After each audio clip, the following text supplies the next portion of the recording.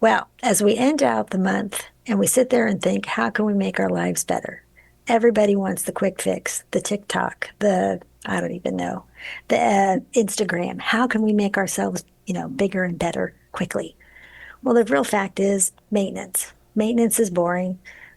Yeah, it's really boring. But how can we make it not boring? Today, we're going to talk with the Philip Washington about how we can keep our finances in track, in check, and it not be a boring way to maintain our outlook. So let's get to it.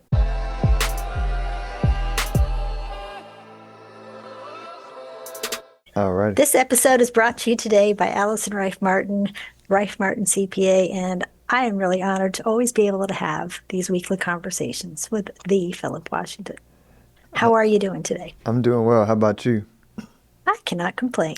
I'm you? happy to be here. You know what this topic reminds me of? So I'm obviously a big fan of like chiropractors and natural healers. I like the drug cartel too. You know, I call my primary care physician like part of the drug cartel. You know, they like to they like to prescribe drugs. You know, and check for check your stuff for what drugs they got to sell you. So, you know, Exactly. they're cool too. Like the drugs are necessary sometimes, you know, for chronic stuff. Um, but I like to triangulate, you know, I like to have multiple people I talk to. So I was talking to one of my clients who is a chiropractor, right?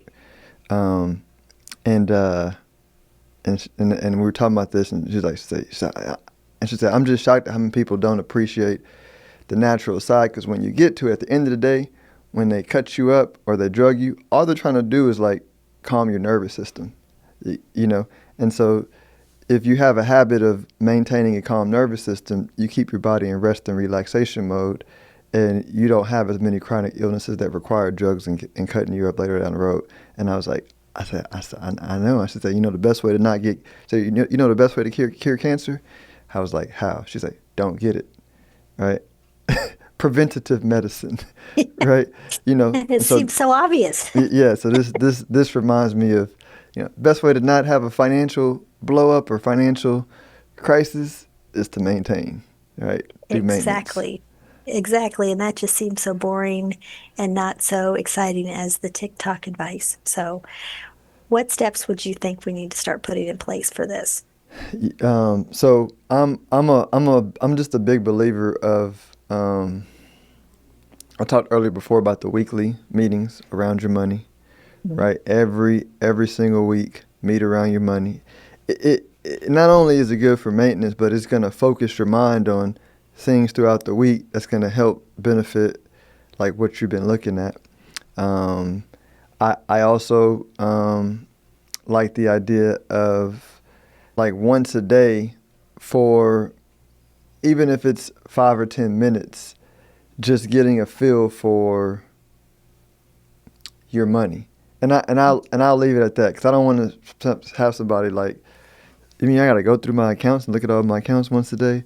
No, but like pick one thing that's important to you financially every single day and just read about it, study it, you know, like um, look at it, review it, but just one thing a day as well, because and it's less about important what the thing is and just about the habit of being serious about your money, like every day and then every week, right? It's like brushing your teeth. You know, it will improve your overall financial literacy, like, and right, because I'm gonna say it this way. We go to the next thing is more like there's so much information about finances that you can get overwhelmed, Mhm. and a lot of it you don't even really need because it's not applicable to you at this moment in time. You get them. So if you are abreast of like what's important to you, right, then you can pick and choose for the like increasingly abundant, you know, stuff Exact. you can Yep. study about money. Exactly. I mean, I was going to say it makes me think of a couple cliches. You can't manage what you can't measure or what you don't measure. The daily check-in allows you to say, okay, I have $1. I need two at the end of the week. What do I need to do? Without the pressure, Without you the know, pressure. you know, and then again, you don't even you just have to look. Yeah, yeah. That's an easy habit to do. We look at our phone every day, look at your bank balance every day. You know what? Here's a good one. Here's a good. I'm trying not to give my strategy to lock somebody else in, but this actually is like a really good thing that I do, right? I think so.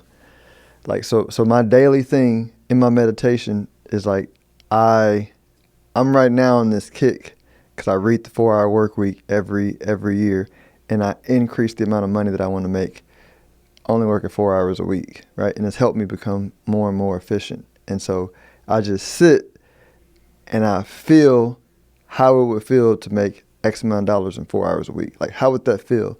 How, I imagine, how would I move through life? What I don't do is I don't imagine, how do I do it, right? I don't do that. I just imagine, how would it feel to be making $1 million a year, for example, and let's say that's the number, right? You say $1 million a year, working 4 hours a week, right? And then I just live in that feeling for maybe like 3 to 5 minutes, right? Again, the important part is don't worry about the how. The how is going to creep into your mind. That's not Right. important for this exercise. What's important for the exercise is for you to feel it. And then just like the algorithm, right? If you want to check how random your algorithm is on Instagram, go to that search page, where you can search and see the randomness. And then if you want to clean it up, all right, go like and watch a bunch of boxing videos, right? And then go back and refresh it. Then like and watch a bunch of boxing videos and go back and refresh it. If you do that like 4 or 5 times, when you go to that search bar, you're going to have nothing but boxing on the thing, right? It focuses the algorithm on like what you want to see.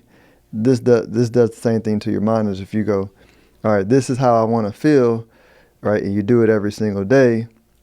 Your mind's gonna automatically like sort through the stuff you don't need that's not important for you to make $1 million a year working 4 hours a week.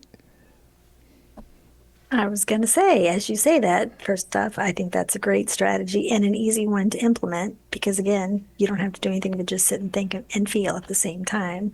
Um, it also makes me think, too, like you said, you said the how comes after that, what do you start saying no to so you can achieve that goal of feeling great about having a kabillion dollars or Mm, whatever the number is you want. mm-hmm. So I love that. I love that approach. So thank you for sharing a portion of your strategy or letting us see some of how the sausage is made in the Philip Washington household.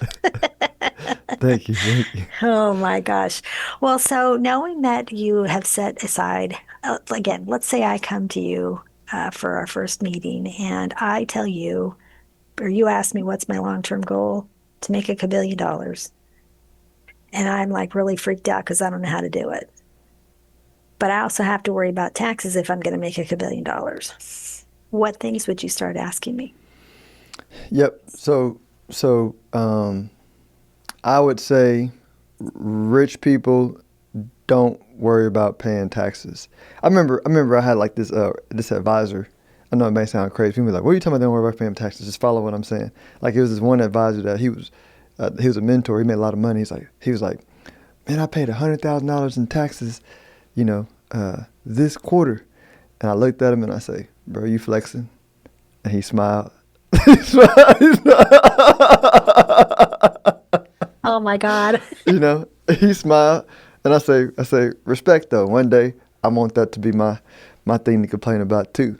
You get so like if you pay a lot in taxes, that means you made more, right? Like if the net is better, you made more, right? And what's done is done.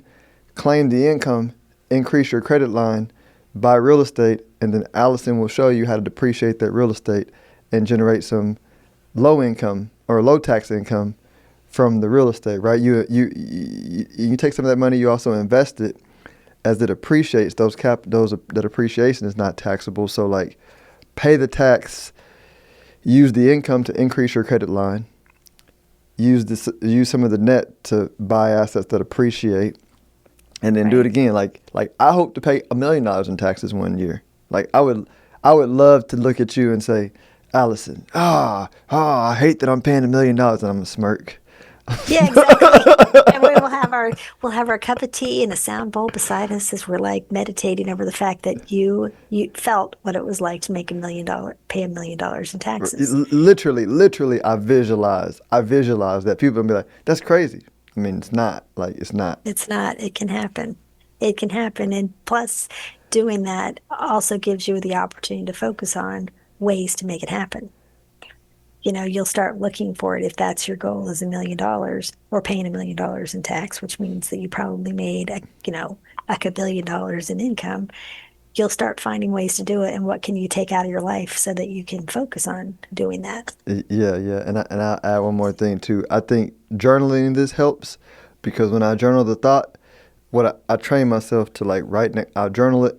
All right, is this thought an abundant thought or a scarcity thought? So you take the tax. I'm worried about paying taxes. Well, what kind of thought is that? You know what I'm saying? Yeah, Like, what kind of? that's that's fear. Sometimes you just got to pay the tax, and it made me think of another great cliche: don't jump over a dollar just to save a dime. Mm-hmm. You Mm-hmm. know, Yeah. Stop honestly, stop beating up your CPAs. yeah, yeah. Stop making them feel bad that you owe extra money. It's like that's a great thing, and they helped you figure out ways to minimize it as much as possible. So anyway. Oh my gosh. Well, I have to say, this was a fun month of episodes. I really appreciate I really appreciate getting the opportunity to interview this go round. So thank you for very much for that. So let everybody know how they can find me. RifeMartinCPA.com. Wait, did I say that right? Rife Martin Yes, you CPA. did. Okay, RifeMartinCPA.com. And if you sit there and think I might have a sound bowl and some sage, burning sage ready for you too, so we can calmly discuss all Mm-hmm. these great, wonderful topics we discussed. So thank you again, Philip, for a wonder set of episodes. And I'll see you next month. See you next month. Thank you. Philip Washington Jr. is a registered investment advisor. Information presented is for educational purposes only and does not intend to make an offer or solicitation for the sale or purchase of any specific securities, investments, or investment strategies. Investments involve risk and, unless otherwise stated, are not guaranteed. Be sure to first consult with a qualified financial advisor and/or tax professional before implementing any strategy discussed herein. Past performance is not indicative of future performance.